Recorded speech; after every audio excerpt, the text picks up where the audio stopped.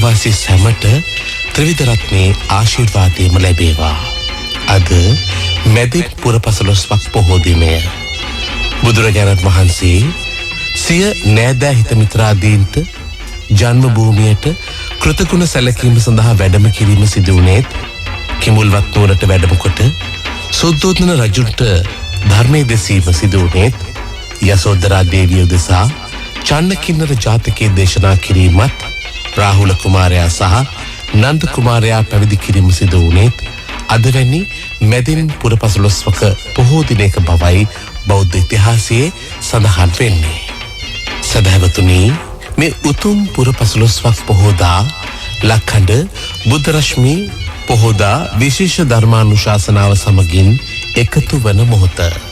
සදහවතුනි, ඔබ අද අලුයම් කාලයේ සිට අෂ්ටාංග ශීලයේ දස ශීලයේ සමාදන්ව උතුම් ත්‍රිවිධ රත්නයේ උදෙසා උදෑසන බුද්ධ පූජාමය පින්කම් පවත්වමින් බොහෝ පින් කුසල් රැස් කර ගන්නට උනන්දු වුණා.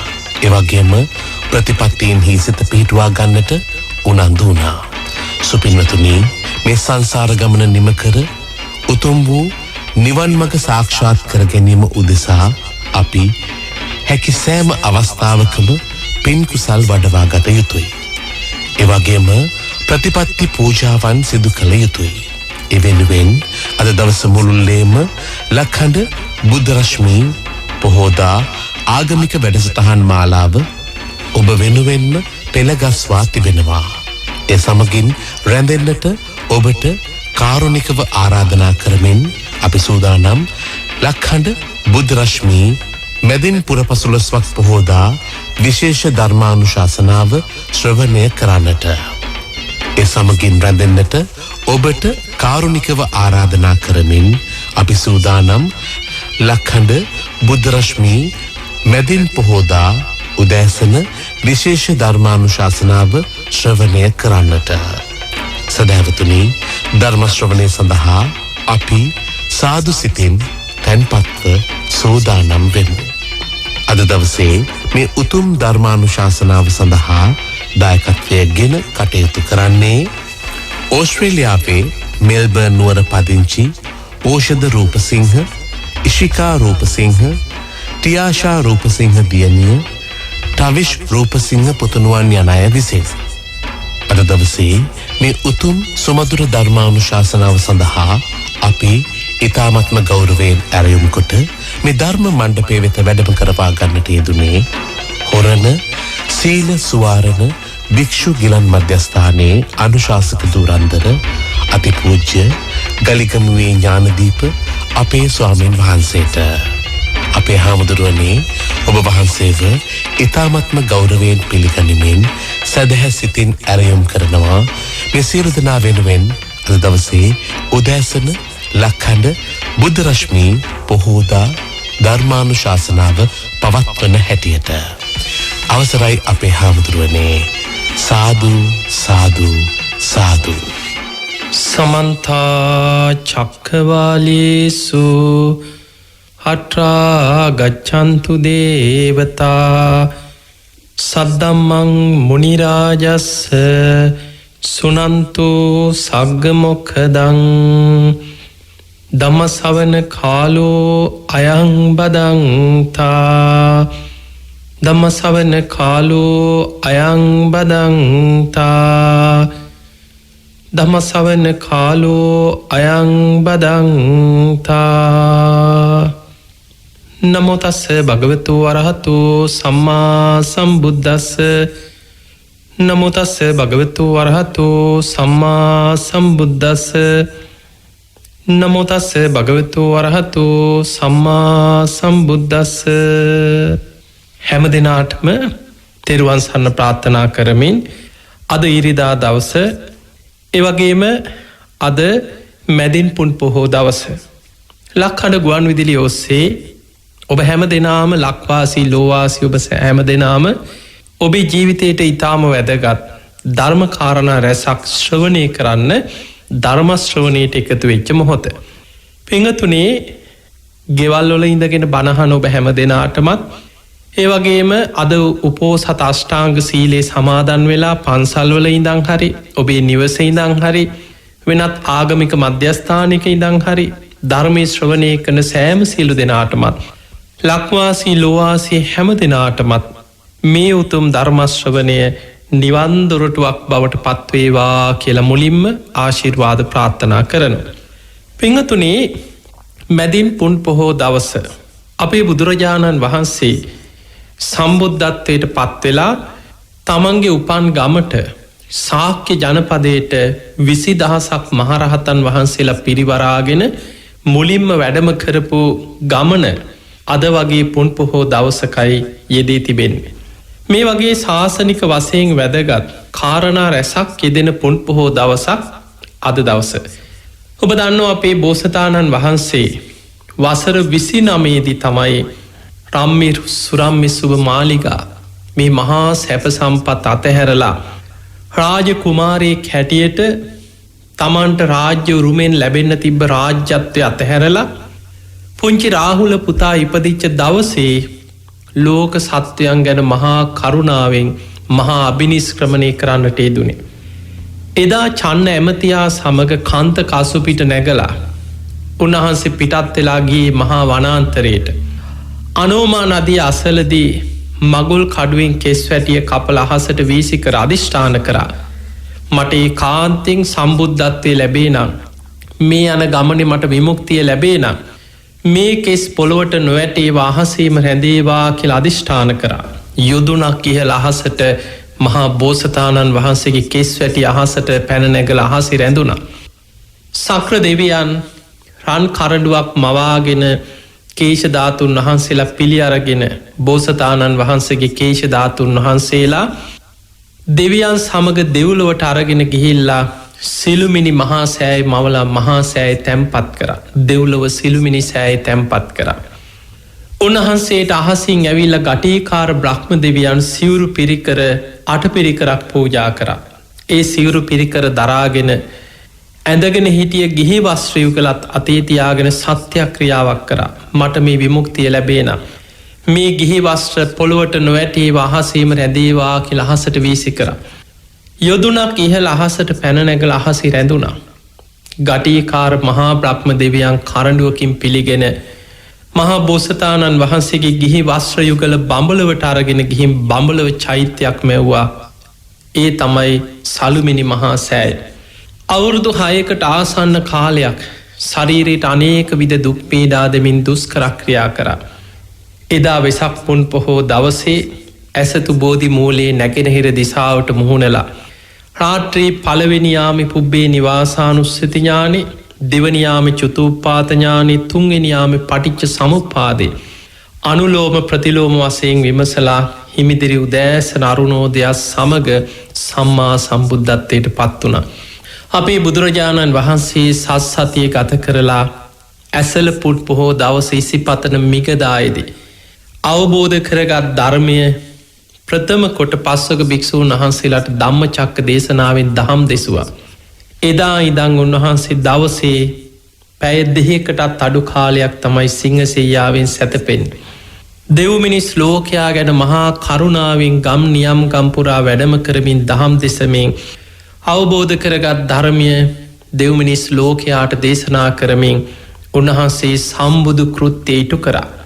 ඔය අතරි බුදුරජාණන් වහන්සේ බුදුවෙලා මුලින්ම උන්වහන්සේට ආරාම පූජාවක් හැටියට. බිම්බිසාර මහරජතුමා තමන්ගේ රාජකී උයන තමයි කුටි සෙනසුන් හදල වේළුවනේ පූජා කරන්න. අපේ බුදුරජාණන් වහන්සේ මේ වේළුවනාරාමි වැඩඉන්න කාලේ සුද්දෝදන රජතුමාට ආරංචි වුණා. අන්න බුදුරජාණන් වහන්සේ සුද්දෝදන රජතුමාගේ පුට්‍රත්නය සම්මා සම්බුද්ධත්වයට පත්වෙලා මහා සඟපිරිස පිරිවරාගෙන රජගහනුවල වේළුවනාරාමි වැඩඉන්න රජතුමාට පුදුම සතුටා. අමාත්‍යවරයෙක් 1000ක පිරිසක් එක පිටත් කර ලැරියා මට බුදුරජාණන් වහන්සේව දකින්න ඕනෑ. උපන් ගමට වඩින්න කියලා ආරාධනයක් එක්ක. හැබැයි ඒ සියලු දෙනාම් බුදුරජාණන් වහන්සේගෙන් බණහල රහත් වුණා. ඒ අය ගිය කාරණ ඉෂ්ට කරේ නෑ. අවසානයේ රජතුමා තවත් අමාත්‍යවරයෙක් එක්ක 1000ක පිරිසක් පිටත් කරා. ඒ පිරිසත් බණහලා රහත් වුණා. තුන්වෙනි වතාවෙත් පිරිසක් පිටත් කරා. ඒත් එහෙමයි. හතරවෙනි පස්වෙනි ඔහොම අවස්ථා 9ක. 9වෙනි අවස්ථාවේ තමයි රජ්ජුරුවන්ගේ සියලු කාර්යයන් භාරව හිටිය කාලුදායි කියන අමාත්‍යවරයා කැඳවලා කියනවා මන් දැන් බොහොම වයසයි. මගේ හුස්ම ටික යන්න කලින් මට බුදුරජාණන් වහන්සේව දැක ගන්න ඕනේ. ඔබ මගේ ඉල්ලීම ඉෂ්ට කරන්න. ඒ වෙලාවේ සුද්ධෝදන රජතුමාගෙන් ඉල්ලීමක් කරා කාලුදායි අමාත්‍යවරයා. මාව මේ සියලු තනතුරුවලින් ඉවත් කළ අනේ මට පැවිදි වෙන්න අවස්ථාව ලබලා දෙනවා නම් මං ওই පොරොන්දු ඒ විදිහටම ඉෂ්ට කරන්න. ඒ පොරොන්දුව පරිදි කාලුදායි අමාත්‍යවරයා 1000ක පිරිසක් එක්ක වේළුවනාරාමයට ගිහින් බණහල පැවිදි වෙලා බුදුරජාණන් වහන්සේට ආරාධනා කරා. උන්වහන්සේ ආරාධනය පිළිගත්තා. ඒ වෙනකොට කාලුදායි මහරහතන් වහන්සේ බණහල රහත් වෙලා බොහොම 이르දි බල සම්පන්න කෙනෙක්. අහසින්ම වැඩම කරලා බුදුරජාණන් වහන්සේ වඩින වග උන්වහන්සේ ආරාධනාව පිළි අරගෙන 20000ක් රහතන් වහන්සේලා සමග පිටත් වෙච්ච බව දැනුම් දුන්නා. ශාක්‍ය කෝලිය වංශිකයන් ඉක්මනින්ම බුදුරජාණන් වහන්සේ ඇතුළු සංඝයාට ආරාමයක් ඉදි කරා. තමන්ගේ ගමේ කපිලවස්තුපුර ශාක්‍ය ජනපදයේ නීග්‍රෝධ කියන ශාක්‍ය කුමාරයාට අයිති භූමියේ තමයි මේ රමණීය ආරාම ඉදි කරන්නේ. නීග්‍රෝධාරාමය. එදා අපේ බුදුරජාණන් වහන්සේ රහතන් වහන්සේලා පිරිවරාගෙන වැඩම කරපු දවසේ ශාක්‍ය වංශිකයෝ කෝලිය වංශිකයෝ රාජකීය පිරිස මුළු නගරෙම සරසලා බොහෝම ගෞරවයෙන් බුද්ධ ප්‍රමුඛ මහරහතන් වහන්සේලා පිළිගත්තා. හැබැයි මේ උත්සවයේදී ඔබ දන්නවා ශාක්‍ය වංශිකයෝ බොහොම මාන්න අධිකයි. ඒ මාන්න අධික ශාක්‍ය වංශිකයෝ කල්පනා කරනවා බුදු වුණා කීවට ඉතින් අපේ පුතෙක් වගේනේ. අපිනේ ඉතින් වැඩිමහල්, අපි ඉතින් වයසින් වැඩිමහල්නේ. අපි මොකටද වඳින්නේ? අන්න එහෙම හිතනවා. වඳින්නේ නැතුව පස්සට වෙලා වැඩිමහල් අය වයසින් බාල ශාක්‍ය කෝලිය කුමාරවරු කුමාරිකාව ලව්ව බුදුරජාණන් වහන්සේට ගෞරව වන්දනාමාන කෙරෙව්වා. බුදුරජාණන් වහන්සේ දැක්කා ශාක්‍ය වංශිකයෝ බොහොම මාන්න අධිකයි. මේ අයගේ මානේ දුරු කරන්න එදා අද වගේ පුන් පොහෝ දවසක නීග්‍රෝධාරාම භූමී අහසට පැන නැගලා බුදු කෙනෙකුට පමණක් කළ හැකි අසිරිමත්ම පෙළහර යමා මහ පෙළහර පෑම සිදු කරා. බුදු සිරුරෙන් ගිනිදැල් විහිදවාගෙන ජලදහරා විහිදෝමින් පෙළහර පාද්දි. එදා සුද්ධෝදන රජතුමා ඇතුළු මේ සියලු පිරිස ශාක්‍ය වංශිකයෝ කෝලිය වංශිකයෝ පුදුමයට පත් වුණා. ලොමුඩ හැගත් ඇඟ කිලිපොලාගයා මේ පෙළහර පානෝ දැකලා. සුද්ධෝදන රජතුමා සාධුකාරදිදී බිම වැතිරිලා වන්දනා කරා. රජතුමා කියන ඔබවහන්සේ ඉපදිලා මාලිගාවට අරගෙනාපු දවසේ අසිත තාපසයන් වහන්සේට ඔබවහන්සේව පෙන්නන්න එක්කරගෙන ආපු වෙලාවේ එදා පුංචි සිරිපතුල මේ තාපසයාගේ ජටාය වැදිච්ච වෙලාවේ තාපසයන් වහන්සේ වන්දනා කරා. එදා මම මගේ බුදු පුතාට පළවෙනි වතාවට වන්දනා කරා. ඊළඟට මේ ගිහි කාලේ රජතුමා තමන්ගේ පුත්‍ර රත්නයට දෙවනි වතාවේ වන්දනා කරනවා සීසාන දවසේ දඹරුක් සෙවනේ. උන්වහන්සේ පළවෙනි ධ්‍යානයෙන් අහසේ පළඟක් පැඳගෙන වැඩ ඉන්නවා. මේ පෙළහර දැකලා සීසාන පිරිස සමග රජතුමා ඇවිල්ලා දෙවනි වතාවේ බෝසතාණන් වහන්සේට වන්දනා කරා. අද ඔබ වහන්සේ ලෝතුරා සම්බුද්ධත්වයට පත්වෙලා සංඝ පිරිස පිරිවරාගෙන වැඩම කරලා ශාක්‍ය වංශීය මේ රාජකීය පිරිස අතරේ යමා මහ පෙළහර පානවා. මගේ තුන්වෙනි වන්දනාවයි කියලා සුද්ධෝදන රජතුමා සාධුකාරදිදී වන්දනා කරා තුන්වෙනි වතාව.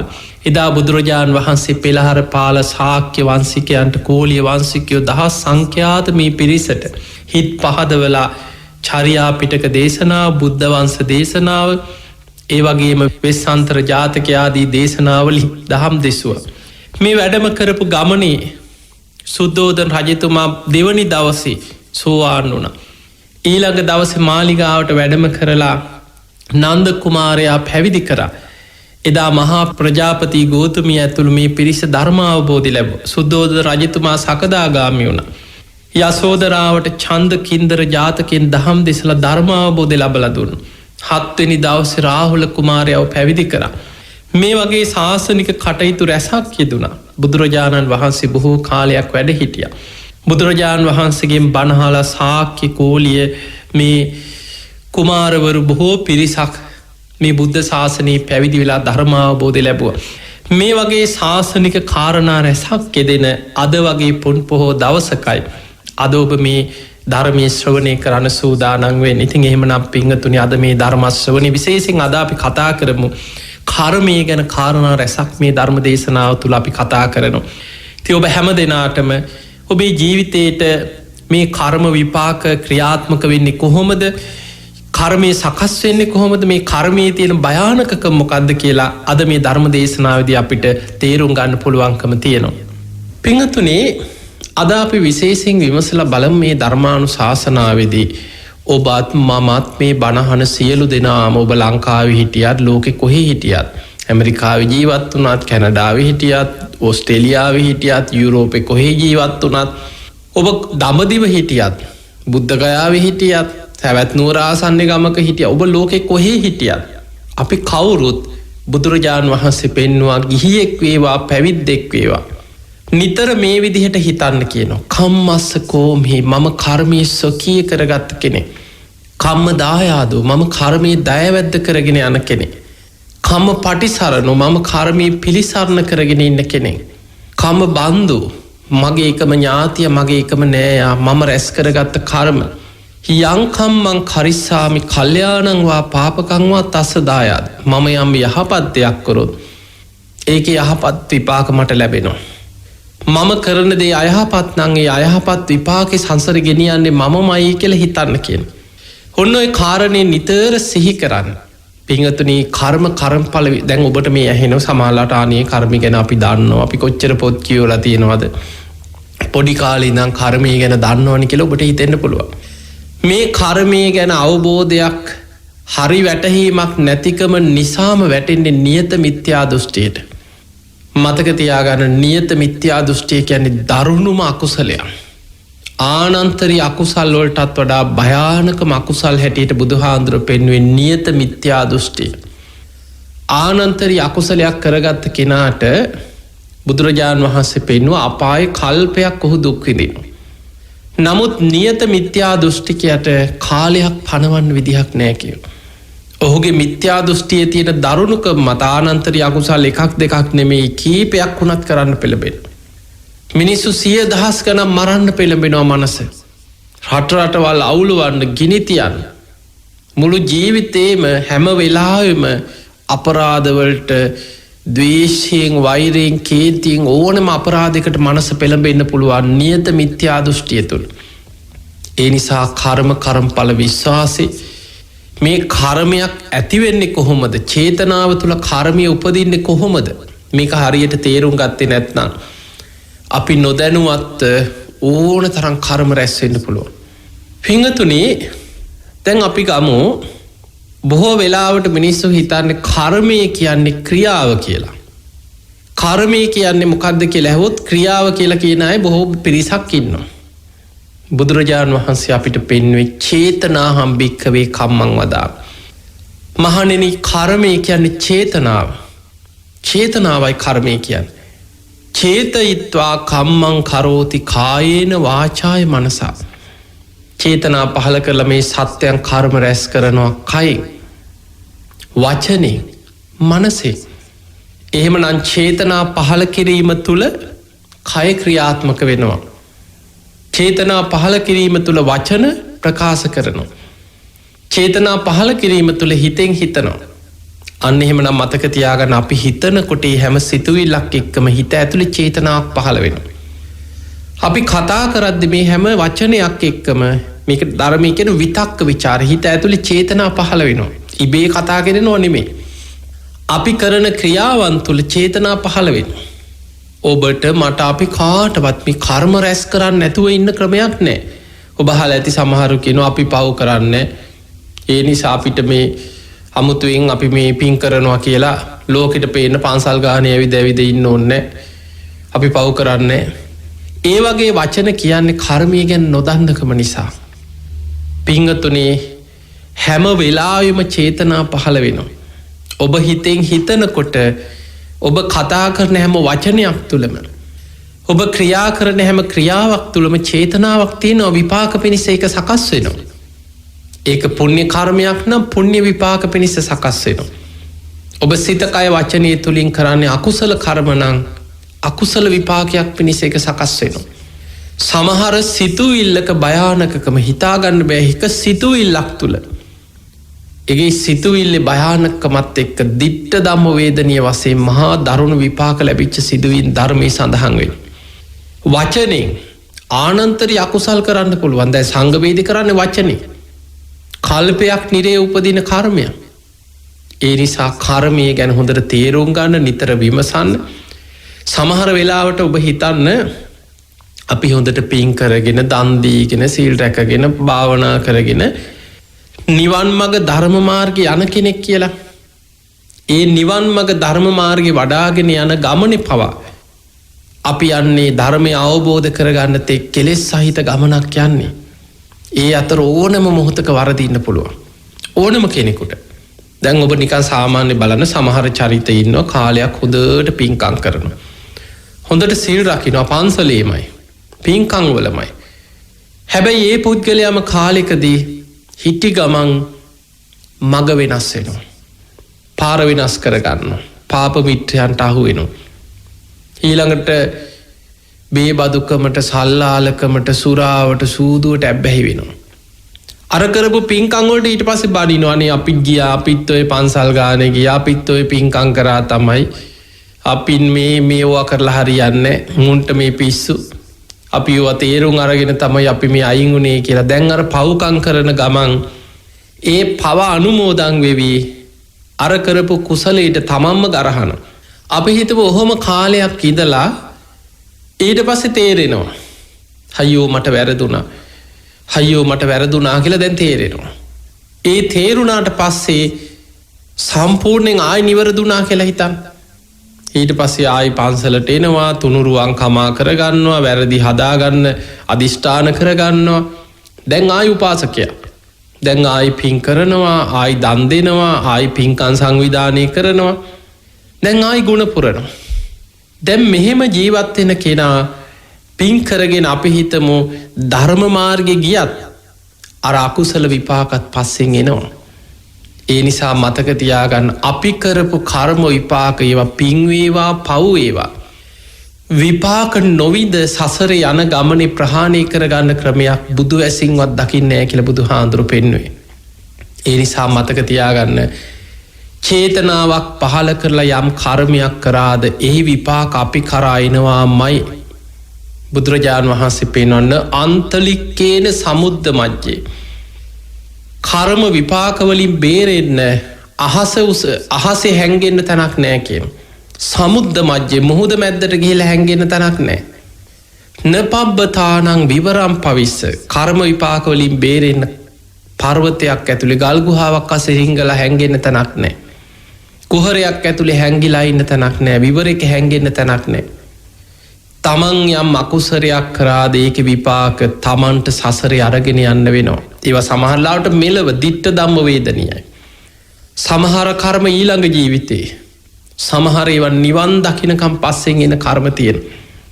ඔබට හොඳ සිදුවීමක් බුදුහාඳුරන්ගේ කාලේ රහතන් වහන්සේ නමකගේ ජීවිත කතාවක්. මේ සිදුවීම ඔස්සේම හිතන්න කර්ම විපාක කොච්චර භයානකද. අපි මේ නිවන් දකින්න යන ගමනේ අපි බණ අහනවා, දන් දෙනවා, සිල් රකින්නවා, ගුණ පුරනවා තමයි. හැබැයි ඔය අතරේ අකුසලයක් කරොත් ඒ වෙච්ච අකුසලෙත් කොච්චර අපි පස්සේ සසරේ එනවද? පිංගතුනි මීට බොහෝ කාලයකට පෙර මේ සසරේ කල්ප ලක්ෂයක් පෙරම් පුරන කෙනෙක් නිවන් දකින්න හිතාගෙන සසර පුරා පින් කරගෙන පාරමී පුරාගෙන හොඳට ගුණ පුරාගෙන එනවා. අනේ මට බුදු කෙනෙක් මුණ ගැහිලා අනාගත බුද්ධ ශාසනයක බුදු කෙනෙක්ගෙන් බණහලා මට නිවන් අවබෝධ කරගන්න ලැබේවා කියලා පින් කරනවා. එහෙම හොඳට පින් කරගෙන එන කෙනෙක්. එක ආත්මික මනුස්ස ලෝකේ ඉපදුනා බුද්ධ ශූන්‍ය කාලයක්. ඔබ දන්නවා මේ අපි සංසාරේ යන්නේ බුද්ධ කාලවල හැම කාලෙම බුදුවරු ලෝකේ පහළ වෙලා ඉන්නව නෙමෙයි. බුද්ධෝ හවේ කප්ප සතේහි දුර්ලභ. බුද්ධ කියන වචනේ කල්ප 100 ගණනකින් ලෝකේ අහන්නත් දුර්ලභයි කියන. එතකොට එවැනි දුර්ලභ බුදුවරු ලෝකෙ පහළ වෙනවා. හිතාගන්නවත් බෑ ඒ කාල ගැන. පිංගතුනේ බුද්ධ ශූන්‍ය කාලෙක මේ පෙරුම් පුරාගෙන නිවන් දකින්න හිතාගෙන යන කෙනා මනුස්ස ලෝකේ ඉපදිලා හිටියා. දැන් සංසාරේ පින් නිසා බොහොම ධනවත් පවුලක හොඳ සල්ලිකාර පවුලක තරුණේ. තරුණ වයසට එනකොට ඉතින් යාළු මිත්‍රයෝ ඉන්නවා. තරුණ මදේ යොබ්බන මදේ මද මාන්න කියලා ඇති වෙනවා. එතකොට මන් තරම් කෙරුමෙක් නෑ මන් තරම් කෙනෙක් නෑ කියලා ඔළුව ඉදිමෙන කාලයක් එනවා සමහරුන්ට. දැන් මේ විදිහට තරුණ මදේ මත් වෙලා තරුණ කාලේ ඉතින් ওই පාරේ ආයිනේ දවසක් යාළුවෝ ටිකක් එක්ක ඉන්නවා. ඔබ දැකලා ඇති ඔය පාරවල් ආයිනේ සමහරට කොල්ලෝ තරුණ වයසේ එකතු වෙලා ඉන්නකොට පාරේ යන අයට විහිළු කරනවා. කාට හරි උසුළු විසුළු කරනවා. දැන් ඔහොම ඉන්නකොට පසේ බුදුරජාණන් වහන්සේ නමක් ඔබ අහලා ඇති බුද්ධ ශූන්‍ය කාලවල පසේ බුදුරු ලෝකේ වැඩ ඉන්නවා. හිමාල මහ වනාන්තරයේ වැඩ හිටියේ පසේ බුදු කෙනෙක්. පාත්‍රයක් අරගෙන එදා පාර දිගේ පිණ්ඩපාතේ වඩිනවා. උන්වහන්සේ ඇඟ පුරාම වැහෙන විදිහට සිවුර පොරෝගෙන පාත්‍රයක් අරගෙන බිම බලාගෙන හිස මුඩු කරපු ශ්‍රමණයන් වහන්සේ නමක් සාන්ත ගමනකින් පිණ්ඩපාතේ වඩිනවා. අර පාර අයිනේ මේ කොල්ලෝ ටිකක් එක්ක ඉන්නකොට මේ පසේ බුදුරජාණන් වහන්සේ දැකලා විහිළු කරන්න පටන් ගත්තා. ආම් බලාපංකෝ අමුතු ඇඳුමක් ඇඳලා ඇඟ පුරාම නිකන් ගෝණියක වගේ රෙද්දක් කොතාගෙන කුෂ්ඨ රෝගියෙක්ද දන්නේ නැහැ කිව්වා. එතකොට ওই විදියට ගරහන්න පටන් ගත්තා. මොකද්ද බම් මේ ඇඟේ ඇඳගෙන ඉන්න ඇඳුම කියලා විහිළු කරන්න පටන් ගත්තා. දැන් අර පසේ බුදුරජාණන් වහන්සේ ආර්යයන් වහන්සේ මේ ළඟින්ම පිණ්ඩපාතේ වඩිනකොට පාර හරස් කරලා විහිළු කරලා වටපිට බලනකොට පාර අයිනේ තිබ්බ අසූචි ටික.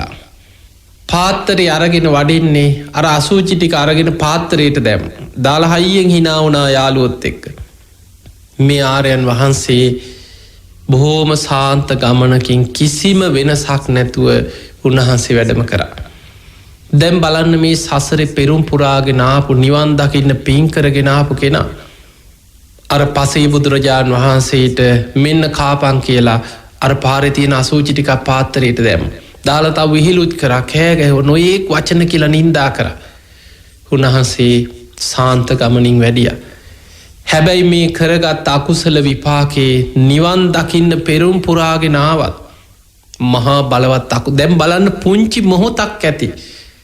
කල්ප ගණන් පෙරුම් පුරාගෙන ආපු කෙනෙකුට එක පොඩි මොහොතක හිත නොමග ගිහිල්ලා ඇති වෙන යම් කර්මික විපාකේ සමහරලාට ආත්ම 100,000 ගණන් ගෙවනවා. කල්ප ගණන් සසරේ දුක් විඳිනවා. මේ රැස් කරගත් අකුසලේ මරණින් මත්තේ දුගතියට වැටුණ අපායි. අපායි බොහෝ කාලයක් දුක් විඳලා කාලෙකට පස්සේ අපේ ගෞතම බුදුරජාණන් වහන්සේ පහළ වෙච්ච කාලේ අපායින් චුත වෙලා උඩට ආවා. මනුස්ස ලෝකෙට ආවා. දැන් නිවන් දකින්න පින් තියෙනවා. ගෞතම බුද්ධ ශාසනයේ නිවන් දකින්න පින තියෙනවා.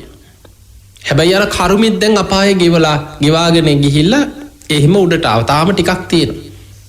මනුස්ස ලෝකේ ධනවත් පවුලක ඉපදුනා. බොහෝම ඈත පිටිසර ගම්මානයක ධනවත් පවුලක. ඒ දෙමව්පියන්ට දරුවෝ හිටියේ නැහැ.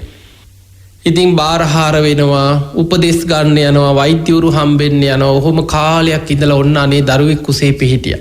දැන් මේ අම්මා පුදුම සතුටක්. අනේ මගේ කුසට දරුවෙක් ආවා. මගේ කුසේ දරු ගැබක් පිහිටියා. පුදුම සතුටෙන් ඇඳුම් මහනවා. සාමාන්‍ය දරුවෙක් ලැබෙන්න ඉන්නකොට අම්මා කෙනෙක් ඒ දරුවා ගැන නොයේක් සිහින මවනවා. සමහරලාට අද වගේ කලින්ම ගිහිල්ලා මේ ගෑනු දරුවෙක්ද පිරිමි දරුවෙක්ද කියලා ස්කෑන් කරලා බලන තාක්ෂණයක්. හැබැයි හිතෙන් හිතාගෙන පිරිමි දරුවෙක් නම් මේ වගේ ඇඳුමක් කොට්ට උර මහනවා, ඇඳුම් මහනවා. දැන් පොඩි දරුවන්ට අවශ්‍ය මේ දරුවා ඉපදුනා පිරිමි දරුවෙක්. අම්මා ඉතින් දරුවා ඉපදුනාට පස්සේ බොහොම ආදරෙන් දරුවා තුරුල් කරගෙන දරුවට කිරි දෙනවා. මේ ළමයා කටට කරලා මිරිකුවත් කිරි බොන්නේ නෑ. කටෙන් හලනවා. කට ඇරලා කටට කිරි මිරිකුවත් කටේ තියාගෙන කට දෙපැත්තෙන් හලනවා. ගිලින්නේ නෑ.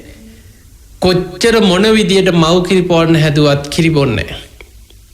පුංචිකමට මේ දරුවා අසූචි කරගන්න. අර අසූචි ටික අතින් අරගෙන කටේ ගාගෙන ඒක ගිලිනවා. අසූචි තමයි කන්නේ. මොන විදියට හුරතල් කළා. අන්තිමට පුංචි කෑම බීම අඹරලා පොඩි දරුවට හුරතල් කරලා කටේ තියෙනවා. මේ ළමයා කටේ තියාගෙන ඉඳලා හිමින් කටෙන් හලනවා. ගිලින්නේ නැහැ. අසුචි කනවා. අවසානයේ දෙමව්පිය කල්පනා කරා ඔය මොනවා හරි කමක් නැහැ. ඔය ලොකු වෙනකොට ඔය ඇරෙයි පොඩි දරුවානේ කියලා. දැන් මේ ළමයා අසුචි කන්න ඉඩ ඇරියා. ඉතින් වෙන මොනවා කරන්නද? ඒ වගේ පිලුණු වෙච්ච දෙයක්, පිළිකුල් සහගත දෙයක්, කුණු වෙච්ච දෙයක්, අසුචි වගේ දෙයක් ඒවා තමයි රස කර දන ගාගෙන ගිහිල්ලා ඒවා රස කර කර කනවා. කොහෙද අසුචි ගොඩවල් තියෙන්නේ? අන්තම් ගඳාවත් දන ගාගෙන හරි බඩ ගාගෙන හරි යනවා. ඇඳුම් අඳිනවා. ඇඳුම අඳින්නේ ගලවනවා. මොන විදිහට ඇඳුමක් ඇඟට දැම්මත් ඇඳුම ගලවනවා. අර පසේ බුදු කෙනෙකුට සිවුරට ගරහ කරපු කර්ම විපාක ඇඳුමක් අඳින්නේ. පාත්‍රයට අසුචි බෙදපු අකුසල විපාකේ ආහාරයක් මොන විදිහට කෑම කවන්න හැදුවත් අසුචි තමයි කන්නේ. කෑම කන්නේ. දැන් දෙමව්පියන්ට මේ දරුවා පුදුම මානසික පීඩනයක්. මේ අය කතා වුණ කමක් නැහැ. ඔය ළමයා ලොකු වෙනකොට ඕක ඇරිලායි. නෑදෑයෙකුටවත් දැන් කියන්නේ. ළමයා වහගෙන ඥාති සම්බන්ධතා ගොඩාක් ඈත් කරලා ආරංචි නොවන විදිහට දරුවගේ විස්තරේ දරුවා යන්තම් ටික ටික හදාගත්ත හරියන්නෙම නෑ. ලොකු වෙනකොට ඇවිදින්න පුළුවන් කාලේ අසුචි වලවල් වල බැහැගෙන කනවා. හොයා යනවා. ඇඳුමක් අඳින්නෙම නෑ. ගෙදර අය කතා වුණා කරන්න දෙයක් නෑ. පරම්පරාවටම ලැජ්ජාව. පෙර නිගන්ට එක්කත් වෙන්නේ නැති ඇඳුම් අඳින්නේ නැත්තේ. අපි නිගන්ට ආරාමයකට ගිහිල්ලා දරුවා බාර දෙමු කියලා වෙන ඈත පළාතක නිගන්ට ආරාමයකට උදේ පාන්දරින් මිනිස්සු නැගිටින්න කලින් දරුවත් වඩාගෙන අරගෙන ගියා. අරගෙන ගිහිල්ලා දැන් ළමයාව නිගන්ටයන්ට බාර දුන්නා. මේ දරුවා උපන්දා ඉඳන් ඇඳුමක් අඳින්නේ නැහැ කියලා. ඉතින් නිගන්ටයොත් හිතුවනේ අපේ ජාතියේම කෙනෙක් වෙන්නේ නැති ආයි ඉපදිච්ච මේ අපේම කෙනෙක් තමයි කියලා අපිට හොඳයි අපි හදාගන්නම් කියලා ළමයාව නිගන්ට ආරාමෙන් බාරගත්තා. ළමයා බාර දීලා දෙමව්පියෝ ආවා. අඬා අම්මයි තාත්තා යන්නේ අපේ අවාසනාවට ඉඳලා ලැබිච්ච දරුවා. දැන් අර නිගණ්ඨාරාමේ මෙන්න බලද්දි මේ කොල්ලා අසූචි වලක බැහැගෙන පිළිකන්නට ගිහිල්ලා අසූචි ගොඩවල් කනවා. නිගණ්ඨයෝ ගහලා පැන්නුවා මේ මොකෙද්ද මේ අසූචි කන එකේ මේ කණන් අපේ ජාතියකින් නෙමෙයි කියලා අර දරුවට ගහලා පැන්නුවා. ගුටි කාගෙන ලේ පෙරාගෙන මේ පොඩි දරුවා නිගණ්ඨාරාමෙන් පැනලා දීව. දැන් දෙමව්පියොත් නැහැ, ආරාමෙත් නැහැ, කිසි රැකවරණක් නැහැ. පාරවල් දිගේ යනවා, පාර අයින් වල තියෙනවා අසූචි ගොඩවල්. වාඩි වෙලා රස කර කර අසූචි කනවා. මිනිස්සුත් දකින්නකොට මේ මොකෙද්ද මේ අසූචි කන එකෙක් කියලා මිනිස්සුත් ගහනවා. ගුටි කාගෙන දුවනවා. ඔහොම ගිහිල්ලා බොහෝ කාලයක් දැන් පාරවල් වල වීදිවල කුණු බාක්කි වලට බහැලා ඒවා කනවා. අසූචි ඒවා තමයි රසම ආහාරය. ඔහොම කාලයක් ඉඳලා යන්තම් ටිකක් තේරෙන කරන වයස එනකොට මිනිස්සු ගහනවා. දකින්න තැන මිනිස්සු ගහනවා. පොළු වලින් ගහනවා, ගල් වලින් ගහනවා. ගමකට එන්න දෙන්නේ. අවසානයේ මහා කැලේකට ගිහිල්ලා කන්දක් උඩට ගිහිල්ලා මෘතයක් පුරන්න පටන් ගත්තා. කන්දක් උඩට ගිහිල්ලා තනි කකුලෙන් හිටගත්තා. ඒ කාලේ ඔය එක දරුණු වෘත්ත සමාදන් වෙච්ච තාපසවරු, ඉසිවරුන් ඒ જાති අය ඉඳලා තියෙනවා. මෙයත් මොකද කරේ? කන්දක් උඩට ගිහිල්ලා දැන් අපි හිතමු දැන් ওই වැඩේ පටන් ගත්තේ අවුරුදු 10න් වගේ කියලා. 10න් කියලා නිකන් හිතාගමු. කන්දක් උඩට ගිහිල්ලා තනි කකුලෙන් ඉන්නවා දවල්ට. ඒ කකුල රිදෙනකොට ඊළඟ කකුලට මාරු වෙනවා. ගහක වැලකට කකුල දාගෙන ඉන්නවා ගහ අල්ලගෙන. දවල් තිස්සේ මොනවත් නැහැ. හුලං ගිලිනවා. කට ඇරලා හුලං ගුලියක් අරගෙන ගුඩුස් ගාලා එක කිලිනවා. කෙස් රැවුල් වැවෙනකොට තද පුංචි ගල් කැට දෙකක් තියලා තද කරලා ඇද්දා කියන. ඇදලා තමයි කියනවා ගැලෙව්වේ. කර්ම විපාක ගෙවන හැටි මොන දුකක්ද කියලා හිතන්න. කෙස් රැවුල් ඇදලා ගලවනකොට ලේනවා. ඉදිමෙනවා. ඒ දුක විඳගෙන ඒ ෘතයක් සමාදන් වෙලා හිටියා. රැට මොකද කරන්නේ? කරුවල වැටුනට පස්සේ යනවා බියලි අසූචි හොයාගෙන යනවා. කැලේ ඇවිදලා අසූචි කනවා. පාරට ගිහිල්ලා අසූචි වලවල් හොය යනවා. දවල් තිස්සේ තනි කකුලෙන් හිටගෙන කන්දක් මුදුනට වෙලා ඉන්නවා. රැට අසූචි හොය යනවා. ඕක තමයි ජීවිතේ. ඔය ජීවිතේ කන්ද උඩ විතරක් අවුරුද්දක් දෙකක් අවුරුදු 5ක් 10ක් නෙමෙයි අවුරුදු 55ක් ඔය ජීවිතේ ගත කරා කියන. දැන් ඔබ හිතන්න ඔය කන්ද උඩට නැග්ගේ අවුරුදු 10 එන්න. අවුරුදු 55ක් ඔය ජීවිතේ ගත කරා කියන්නේ එතකොට අවුරුදු 65ක්. බුදුරජාණන් වහන්සේ ඒ නගරේ පහළ වෙලා වැඩ ඉන්නවා. මහා කරුණා සමාපත්තියේ ලෝකෙ දිහා බලනවා කාටද අද මම පිහිට වෙන්නේ. අර අකුසල විපාකෙ ගෙවන මෙයාගේ නම ජම්බුක. අකුසල විපාකෙ ගෙවන ජම්බුක බුදු ඇසට පේන්නේ නැහැ. බුදුරජාණන් වහන්සේ අසලීම වැඩම කරනවා. මිනිස්සුන්ට පිහිට වෙනවා. දෙව් මිනිස් ලෝකයාට දහම් දෙසනවා. අවුරුදු 55ක් ඔය දුක විඳගෙන අර කන්ද උඩ අසූචි කකා ඇඳුමක් අඳින්නේ නැහැ. නිර්වතිකින් ඇඳුම් අඳින්නේ නැහැ. අසූචි කකා ඔය දුක විඳගෙන අවුරුදු 55ක් කන්ද උඩ ඔය වෘතේ පුරලා දැන් අර පෙර සසරේ අකුසල විපාකේ පසේ බුදු කෙනෙකුට ගරහා කරලා සිවුරට ගරහා කරලා පාත්‍රයට අසූචි බෙදපු අකුසල විපාකේ දැන් ගෙවිලා ඉවර වේගෙන යනකොට අන්න පෙර සසරේ කරපු පින් මතු වුණා. එදා උදෑසන බුදුරජාණන් වහන්සේ මහා කරුණා සමාපත්තියේ ලෝකෙ දිහා බලනකොට කාටද අද මම පිහිට වෙන්නේ කියලා බුදු ඇසින් බලනකොට බුදුරජාණන් වහන්සේ මේ ජම්බුකව දැක්කා. පෙර සසරේ බොහෝ පින් තියෙන කෙනෙක්. පසේ බුදු කෙනෙකුට ගරහා කරපු අකුසල විපාකයක් මේ ගෙවන්නේ. ඒ කර්ම විපාකේ දැන් බොහෝ ප්‍රමාණයක් ගෙවිලා අවසానයි. දැන් ජම්බුකට නිවන් දකින්න පින බලවත්. බුදුරජාණන් වහන්සේට බුදු ඇසට මේ කාරණේ වැටහුණා. එදා උදේ බුදුරජාණන් වහන්සේ පාත්තර සිවුරු අරගෙන පිණ්ඩපාතේ වැඩම කරලා දානි වළඳලා අවසන් වෙලා දවල් කාලේ ජම්බුක ඉන්න අර කන්ද මුදුනට බුදුරජාණන් වහන්සේ වැඩම කරා. දැන් ජම්බුක ඉන්නවා. හවස් වෙනකොට දැන් බුදුහාමුදුරු පිණ්ඩපාතේ දවල් දානෙත් වළඳලා හවස් වරුවේ කන්ද මුදුනට වඩිනකොට මේ කන්ද මුදුනේ තියෙන ගහක් ළඟ තනි කකුලෙන් හිටගෙන ඉන්නවා. ඒ කකුල රිදෙනකොට ඊළඟ කකුලට කෙස් රැවුල් උගුල්ලනවා. නාලට අවුරුදු ගානකින් ඇඟක් පිරිසිදු කරලා නැහැ. ඇඟේ ඇඳුමක් නැහැ. නිර්වතින් ඉන්නේ ඇඟ පුරාම දූවිලි ගාගෙන කුණු ගාගෙන තට්ටු පිටින් ඇඟේ කුණු. බුදුරජාණන් වහන්සේ මේ ගහ අසලම නිසීදන එලාගෙන බුදුරජාණන් වහන්සේ වැඩ සිටියා. ඉතින් බුදුහාමුදුරුවෝ එතනට ගිහිල්ලා ඇහුවා ජම්බුක මොකද මේ තනි කකුලේ? එතකොට බුදුරජාණන් වහන්සේට කියනවා මගේ ගුණ කඳ මේ මහ පොළොවට දරන්න බෑ කිව්වා. ඒ නිසායි කිව්වා තනි කකුලෙන් ඉන්නේ. බුදුරජාණන් වහන්සේ ආයෙමද කියලා ඒ ගහ යට බුදුරජාණන් වහන්සේ නිසීදන එලාගෙන විවේකයෙන් භාවනා කරනවා. දැන් ජම්බුක ඒ ගහ අයිනෙම තනි කකුලෙන් හිටගෙන ඉන්න. කකුල රිදෙනකොට ඊළඟ කකුලට මාරු වෙනවා. හවස් වෙනකන් හිටියා. බුදුහාමුදුරු භාවනාවේ කරවල වැටුණා. ඒත් තථාගතයන් වහන්සේ තාම භාවනාවේ. දැන් ජම්බුකට බඩකිනි කෑම මතක් වෙනවා. අසූචි. හිමින් කකුල බිම තිබ්බා. කකුල් දෙක දැන් බිම තිබ්බා. බුදුරජාණන් වහන්සේ බැලුවා යන්නෙත් නෑ. තාම මේ භාවනා කරන යන්නෙත් නෑ මෙතනින් මට කෑම ටිකක් හොයාගන්න. දැන් කරන්න දෙයක් නෑ. මං මගේ වැඩේ කරගන්නවා කියලා හිමීම කකුල බිම තියලා ඇහෙන නෑහෙන ගානට අඩිය තිය එතනින් පිටත් වෙලා යන්න ගිය. බුදුරජාණන් වහන්සේ කතා කරනවා ජම්බුක ඔබ යන තැන මන් දන්නවා කීවා. ජම්බුක ඔබ බොහෝ පෙරපින් තියෙන කෙනෙක්.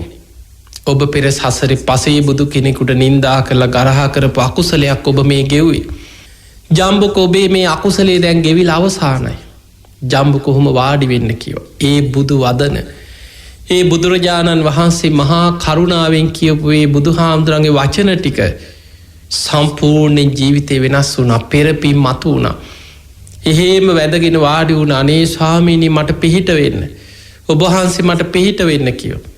බුදුරජාණන් වහන්සේ ශ්‍රී හස්තේ දිගු කරා මෙහෙ එන්න මහණෙනි. මේ ධර්මයේ සාක්කාතයි මනාකොට දේශනා කර තිබෙන්නේ. සසුන් බඹසර හැසිරෙන්න කියලා ශ්‍රී හස්තේ දිගු කරනකොට ඒහි බික්කු භාවයෙන් පැවිදි උපසම්පදාව ලැබුණ. භික්ෂුවක් හැටියට ඉර්දියෙන් ශරීර වෙනස් වෙලා පහළ වුණ. අපිට හිතාගන්න බැරි දෙයක්. ඉර්දිය කියලා කියන්නේ ඉර්දි හැකියාව බුදු කෙනෙක්ගේ අචින්ත්‍යයි. ඉර්දි විශ්ය අචින්ත්‍යයි. බුදු කෙනෙක් පින් ඇති කෙනෙකුට ශ්‍රී හස්තේ දිගු කරලා මෙහෙ එන්න මහණෙනි මේ ධර්මයේ සාක්කාතයි. මනාකොට දේශනා කර තිබෙන්නේ සසුන් බඹසර හැසිරෙන්න කියලා ශ්‍රී හස්තේ දිගු කරද්දී කෙස් රැවුල් ඉවත් වෙනවා ඉබේම.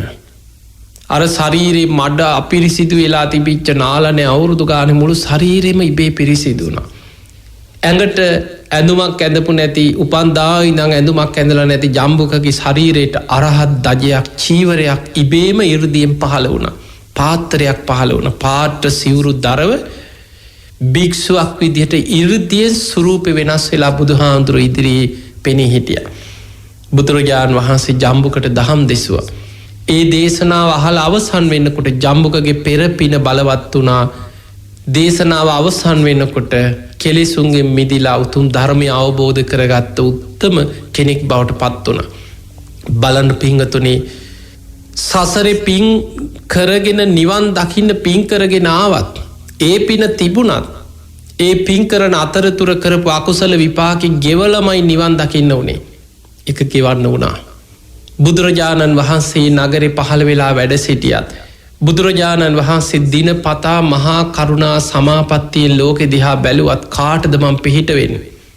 අර අකුසල විපාකෙ කිවිලා අවසන් වෙනකම් බුදු ඇසට යොමු නෑ ජම්බුකව. ඒ නිසා යම් කර්මයක් කරොත් ඒක ගෙවන්න වෙනවාමයි. ඒ නිසා ඔබ හිතන්න එපා අපි ගොඩක් පින් කරලා තියෙන නිසා කරන අකුසල් පිනෙන් කැපිලා යනවා කියලා හිතන්න එපා. ඔබ කරන පින්කම් වල විපාක ඔබට එනවා. හැබැයි ඔබ කරන අකුසල විපාකත් ඔබට අරගෙන යන්න වෙනවා. ඒ නිසා මේ පින්පව් විපාක සසරේ සෙවණැල්ල වගේ පස්සෙන් එනවා. බලන්න බුදුරජාණන් වහන්සේගේ උපමා බුදුහාමුදුරු පෙන්වුවේ මහණෙනි චේතනාවක් පහළ කළ යම් අකුසලයක් කරොත් ගුණා පසුපස බැඳි කරත්තය වගේ සසරේ විපාක පස්සෙන් එනවා. චේතනාවක් පහළ කළ යම් පිනක් කරොත් ඒ පිනේ විපාක සෙවණැල්ල වගේ පසුපසේනවා. දැන් සෙවණැල්ල කියන්නේ අපේ පස්සෙන් ආවා කියලා අපිට කරදරයක් වදයක් දුකක් නෙමෙයි. හැබැයි ගුණා කරත්තය ඇදගෙන යන්නේ සනීපෙටද? ඒක දුකක්, වෙහෙසක්, පීඩාවක්. ඒ නිසා සසරේ තමන් කරපු කර්ම විපාක තමන්ට සංසාරේ අරගෙන යන්න වෙනවා. රහත් උනත් මහරහතන් වහන්සේලාගේ ජීවිත කතා දිහා බලන්න. මේ ජම්බුක මහරහතන් වහන්සේගේ තේර ගාථා ඔබ හොඳට කියවන්න. ජම්බුක මහරහතන් වහන්සේ ගැන තේරී ගාථාවල තේර ගාථාවේ සඳහන් වෙනවා. උන්වහන්සේ රහත් වෙලා පිරිනිවන් පාන දවසේ උදාන වාක්‍ය ගාථාවලින් ප්‍රකාශ කරනවා. මම උපන්දා ඉඳන් මේ වගේ ජීවිතයක් ගත කරපු කෙනෙක්. මං ඇඳුමක් ඇඳපු කෙනෙක් නෙවෙයි. මං අසුචි ආහාර කරගෙන මහා දුකක් විඳපු කෙනෙක්. කෙස් රැවුල් උගුල්ලලා දැම්මා. මිනිස්සු ගේන ආහාර පාන දානි මං ප්‍රතික්ෂේප අර කැලේ ගහ කන්ද උඩ ඉන්නකොට සාමාන්‍ය ඕන තරම් රැවටෙන මිනිස්සු ඔය වගේ දුෂ්කර ප්‍රතිපදා පුරන තාපසයන්ට ඉසිවරයන්ට සමහර හොර තවුසන්ට රැවටිච්ච මිනිස්සු ඕන තරම් ඉඳලා තියෙන. අනේ උත්තමයන් වහන්සේ කියලා දානි හදාගෙන ගිහිල්ලා සාදු කියලා දීලා එන මිනිස්සු ඒ කාලෙත් ඉඳලා තියෙන. මිනිස්සු දානි අරගෙනත් ආවා කියනවා. ඇයි තනි කකුලෙන් හිටගෙන ඉන්නේ? උත්තමයෙක් කියලා හිතාගෙන. ඒ ජම්බුක කාගේවත් ආහාරයක් ගත්තේ නැහැ කියන. අවසානයේ මිනිස්සුන්ගෙන් බේරෙන්න බැරි නිසා තනකොළ ගහක් කඩලා අරගෙන අර ගෙනාපු ව්‍යංජන භාජනයකට දාලා ඒක ගස ඇරලා යන්තම් දිවේ ගාගෙන කිනවලු උඹලට පින් දැන් අරන් ඵලයල්ලා කියලා. අනේ අර මෝඩ මිනිස්සු සාදු කී අරගෙන යනවා ආපහු. ඔය විදියට රැයට ගිහිල්ලා අසූචි කකා දුක් විඳ අවුරුදු 55ක් ජීවත් වුණා. ජම්බුකම කියනවා මම මේ වගේ මහා දුකක් විඳපු කෙනෙක්. නමුත් මහා කාරුණික බුදුරජාණන් වහන්සේගේ මහා කරුණා ඇසට මාව යොමු වුණා. උන්වහන්සේ මාව හොයාගෙන වැඩම කරා මට දහම් දෙසුවා. මම මේ උතුම් ධර්මය අවබෝධ කරගත්තා කියලා. පින්වතුනි, ඒ උතුම් ජම්බුක මහරහතන් වහන්සේ පිරිනිවන් පානකොට බොහොම ලස්සන උදාන ගාථාවලින් කල්යාණ මිත්‍ර සේවනයේ බුදු කෙනෙක් මුණ ගැහිීමේ වටිනාකම ලස්සනට දේශනා කළ උන්වහන්සේ පිරිනිවන් පෑ. දැන් ඔබ හිතන්න රහත් වෙන්න පින තිබ්බ මහරහතන් වහන්සේ නමක් වෙන්න පින තිබ්බ කෙනෙක් නේද මේ? ඒ ජීවිතේ අවුරුදු 55ක් අර වගේ දුක්ඛිත ජීවිතයක් ගත කරේ. ඒ නිසා රහත් වෙන්න පින් පුරාගෙන ආවත් සසරේ කරපු කර්ම විපාකත් ගෙවාගෙනම රහත් වෙන්න වෙනවා. අන්නේ නිසා කොයිම වෙලාවකවත් ඒකයි බුදුරජාණන් වහන්සේ පෙන්වුවේ අකුසලේ පුංචි කියලා හිතන්න එපා කියලා. සමහරගෙන ඔය පොඩි ඔය මොකක්ද ඔය පුංචි අකුසල් ඕවා විපාක දෙන්නේ නැහැ කියන. සමහර මහා අති පණ්ඩිත අදහස් කියලා ඔය මදුරුවෙන් මැරුවට කමන්නේ ඔය පොඩි සතෙක් ඕවා ගාණක් නැහැ. ඕවද මේ මිනිස්සු කරන්නේ. අන්න ඒ වගේ තමන්ගේ පව්කම් සාධාරණීකරණය කර රටේ ඉන්න මහා පව්කාරයෝ ලෝකෙ පව්කං කරන මිනිස්සු මහා අපරාධකාරයන්ව ඒව තමයි ආදර්ශයට පෙන්න තමන්ගේ අකුසල් සාධාරණීකරණය කර පව්කං කර ඉන්න මිනිස්සු ඉන්න.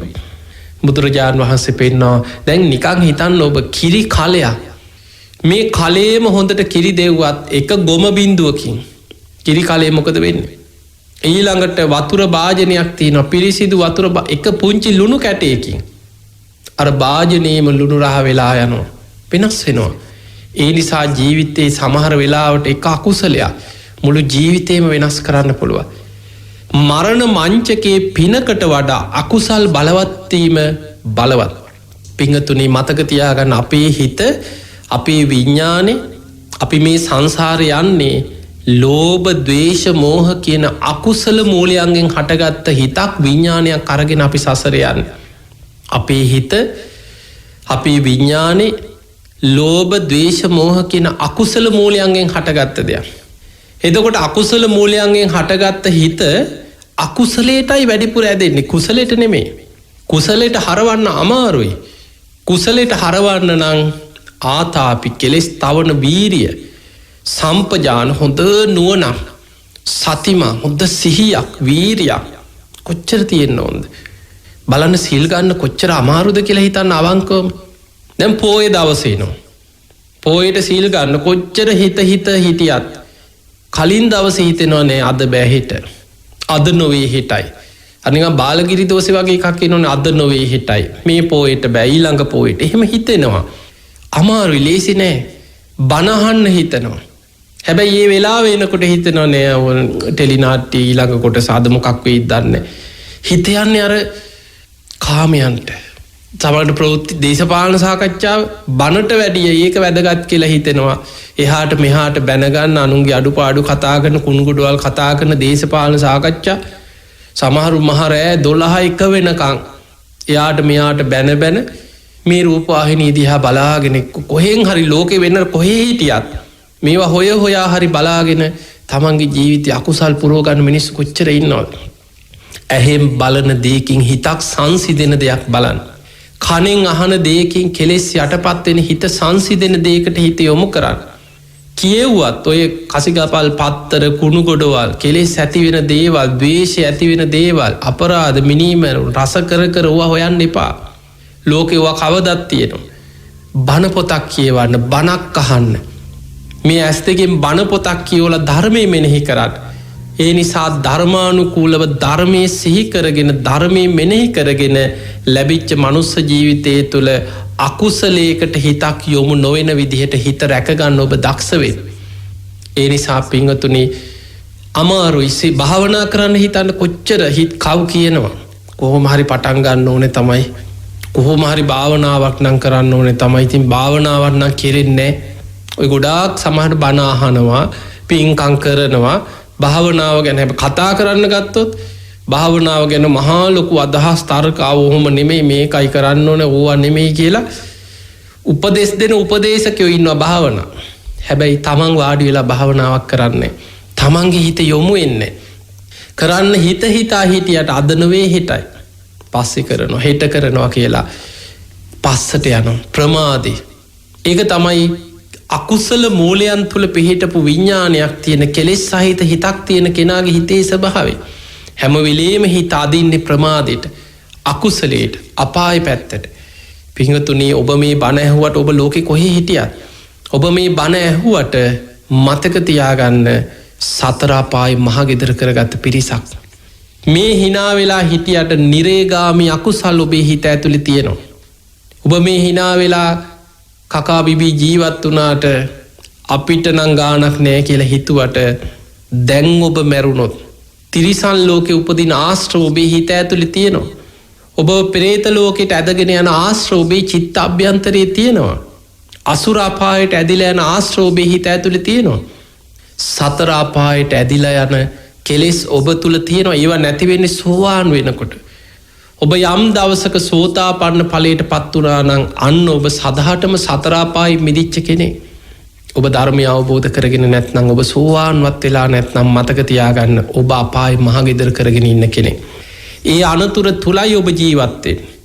ඒ නිසා විශාල අනතුරක් තුළ සතර අපායට ජීවිතේ බර වෙලා තියෙන්නේ බුදුරජාණන් වහන්සේ පෙන්වුවා මහා ගෙදරට හිත ඇදෙනවා වගේ. ඔබ ජීවත් වෙන, ඔබ කැමති, ඔබ ආසා කරන, ඔබ ප්‍රිය කරන ඔබේ ගෙදර මහා ගෙදර හිත එතන තියෙන්නේ. රස්සාවට ගියත් ගෙදර එනකන් ඉවසුමක් නැහැ. කඩේට ගියත් බඩු ටික ගත්ත ගමන් එන්නේ ගෙදර. නෑදෑ ගෙදරක ගියා. ඉන්න කිව්වොත් දවසක් හිඳී, උපරිම දෙකක් හිඳී. කොහේ ගියත් ගෙදර තරන්නේ නැහැ කියලා අපි කියනවා. ඇයි අපේ හිත ඇදෙන්නේ? හිත බැඳිලා යන්නේ එතනට. බුදුරජාණන් වහන්සේ ඔය උපමාව අරගෙන පෙන්වුවා සංසාරික සත්‍යයා සතර අපායට බැඳිලා තියෙන මහා ගෙදරට හිත ඇදෙනවා වගේ. එතනට ඇදෙන්නේ. එවැනි හිතක් කුසලයට හරවන්න ලේසි නෑ. ඒ නිසා පින්වතුනි හැම වෙලාවෙම කර්මඵල ගැන හිතන්න. දැන් මම මැරුණොත් කොහේ යයිද කියලා නිතර මෙනෙහි කරන්න. අප්‍රමාදීව කුසල් වඩන්න. දැන් මේ අපි කතා කරන මේ හැම දේශනාවක්ම ඔබ කොච්චර බණ ඇහුවත් බුදුරජාණන් වහන්සේගේ 84000ක ධර්මස්කන්ධේ අපේ බුදුහාමුදුරන්ගේ විතරක් නෙමෙයි මේ ලෝකේ පහළ වෙච්ච සියලු බුදුවරුන්ගේ බුද්ධ දේශනා සියල්ලම කැටි කරලා ගත්තාම කැටි වෙන්නේ සබ්බ පාපස්සකරණ. සියලු පාපී අකුසල් වලින් වළකින්න. කුසලස්ස උපසම්පදා පුළුවන් තරම් පින් කරන්න කුසල් වඩන්න. සචිත්ත පරියෝදපණං තමන්ගේ හිත සුවචිත්තය දමනය කරන්න. හිත දමනය කරගන්න. සචිත්ත තමන්ගේ හිත දමනය කරන්න. ඒ තම් බුද්ධානුශාසන මේක තමයි සියලු බුදුවරුන්ගේ අනුශාසනාව. ඒ නිසා අකුසල් වලින් වළකින්න, අකුසල කර්ම කරන්න එපා. පුංචි අකුසලේ පවා බිය දකින්න. කුසල් කරන්න පුළුවන් තරම් පින් කරන්න. සිත කය වචනය මුල් කරගෙන පින් දහම් කුසල් දහම් රැස් කරන්න. අපිට අග්‍ර පින් රැස් කරන්න පුළුවන්. ඔබ නිතර බුදු ගුණ හිතනවා නම්, මෛත්‍රී භාවනාව වඩනවා නම්, ධර්මයේ ගුණ සිහි කරනවා නම්, ගෙදර හිටියත් පුටුවක වාඩි වෙලා හිටියත් ගමනක් යන ගමන් වුණත් නිදාගන්න ගියත් නිින්ද යනකම් බුදු ගුණ මෙනෙහි කරන්න. මෛත්‍රිය වඩන්න. හිත ධර්මයේ තුල කුසල අරමුණක රඳව ගන්න. අඩුගානේ කරපු පින්කම් සිහි කරන්න. ඒකත් භාවනාවක්. ත්‍යාගානුස්සතිය. සචිත්ත පරියෝදපණං. තමන්ගේ හිත දමනය කරනවා, භාවනා කරනවා. භාවනාවෙන් තමයි හිතක් දමනය කරන්න තියෙන. අර අපාය පැත්තට අකුසලයට නැඹුරු වෙච්ච හිතක් කුසලයට හරවන්න තියෙන භාවනාවේ. ආතාපි සම්පජානෝ සතිමා කෙලෙස් තවන වීරියෙන්, හොඳ නුවණින්, හොඳ සිහියෙන් භාවනාවකට හිතක් යොමු කරගෙන කුසලයට හිත හරව ගන්න. ඒ විදිහට ඔබ දක්ෂ කෙනෙක් බවට පත් වෙන්න. අන්න එතකොට ඔබට ඔබේ ජීවිතේ ධර්මාවබෝධය පැත්තට හරව ගන්න පුළුවන්. පින්වතුනි, මේ අපිට තේරෙන්නේ නැති වුණාට, අපිට නොපෙනුණාට අපි ඉන්නේ ලේසි පහසු භයානක අනතුරු සහගත ලෝකෙක අපි ජීවත් වෙනව නෙමෙයි. අපිට මේ නිකන් තියෙන මේ ප්‍රශ්න, මේ කොරෝනා ව්‍යසනය, මේ තියෙන වසංගත, රටවල් වල අරබුද, දේශපාලන ප්‍රශ්න, මහා ලොකු ප්‍රශ්න හැටියට ලෝකෙ දිනෙදා අපිට පේන්න පුළුවන්. ඒ සියල්ලට වඩා විශාල අනතුරක අපි ඉන්නේ. සතර අපායේ මහා ගෙදර කරගත් අනතුරක. දැන් මැරුණොත් නිරේට වැටෙන්න පුළුවන්. කවුරුත් නැහැ. ඔබ හම්බ කරපු සල්ලි, ඔබේ ගෙවල් දොරවල්, ඔබේ යාන වාහන, ඔබේ උගත්කම්, ඔබේ තානාන්තර උපාධි ඔය එකක්වත් ඔබට පරලෝ පිහිට පිණිස පවතින්නේ නැහැ. හුස්ම ටික ගිය ගමන් නිරිසතෙක් හැටියට අපායේ පහළ වෙන හිතක් නම් ඔබට තියෙන්නේ. කොයි වෙලේ හරි හුස්ම ටික ගියොත් තිරිසන් ලෝකයක, පෙරේත ලෝකයක වැටෙන විදිහේ මනසක් නම් ඔබට තියෙන්නේ. ඔබ ඉන්නේ අනතුරක. අන්නේ අනතුරින් මිදෙන්නයි වීරිය වඩන්න ඕනේ. ඒ නිසා අද දවසේ මේ බණ ටික අහලා හිතට දැඩි අදිෂ්ඨානයක් ඇති කරගන්න. දවසින් දවස, මොහොතින් මොහොත, ෂණයෙන් ෂණය මරණය කරා ලං වෙන මේ ජීවිතය තුළ මං කොහොම හරි උතුම් ධර්මය අවබෝධ කරගන්න මහන්සි ගන්නවා. ධර්මාවබෝධයේ පිණිස වීරිය වඩනවා. මමත් මේ ගෞතම බුද්ධ ශාසනය අවසන් වෙන්න පෙර උතුම් ධර්මයම අවබෝධ කරගන්න මහන්සි ගන්න, වීරිය ගන්න කෙනෙක් බවට පත් වෙනවා කියන දැඩි අදිෂ්ඨානය ඔබ ඇති කරගන්න. ඒ පිණිස ඔබ හැම දිනාටම වාසනාව, තුනුරුවන්ගේ ආශිර්වාදය සැලසේවා කියලා අපි හදවතින්ම ආශිර්වාද ප්‍රාර්ථනා කරනවා. ඉතින් අද මේ පුන් පොහෝ දවසේ ලක්හඩ ගුවන් විදිලි අන්සේ බෞද්ධන්සේ කටයුතු කරන ගයාන් දුෂ්ෂන්ත මහත්මා ඇතුළු කාර්ය මණ්ඩලේ හැම දෙනාටමත් ධර්මශ්‍රවණයක ලක්වාසි ලෝවාසි ඔබ හැම දෙනාමත් නිදුක්කේවා නිරෝගිවේවා සුවපත්තේවා සුවපත්තේවා ඔබ හැම දෙනාටම උතුම් ධර්මාවබෝධය පිණිසම මේ පින ආශිර්වාදයක් පාරමිතාවක්ම වේවා වේවා කියලා අපි ආශිර්වාද ප්‍රාර්ථනා කරන. ආකා සට්ඨාච බුම්මට්ඨා දේවානාගා මහිද්දිකා පුඤ්ඤන්තං අනුමෝදිත්වා චිරන් රක්ඛන්තු ලෝක සාසනං ආකා සට්ඨාච බුම්මට්ඨා දේවානාගා මහිද්దికා පුඤ්ඤන්තං අනුමෝදිත්වා චිරන් රක්ඛන්තු දේශනං ආකා සට්ඨාච බුම්මට්ඨා දේවානාගා මහිද්దికා පුඤ්ඤන්තං අනුමෝදිත්වා චිරන් රක්ඛන්තු ත්වං සදා. හැම දිනාටම සම්මා සම්බුදු සරණයි.